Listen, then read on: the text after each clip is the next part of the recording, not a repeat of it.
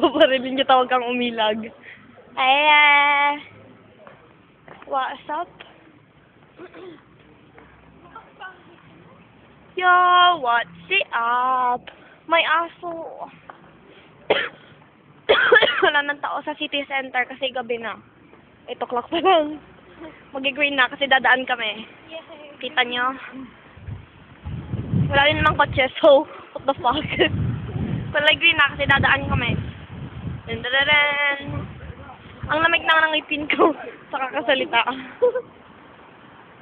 Bahay ko yan, oh.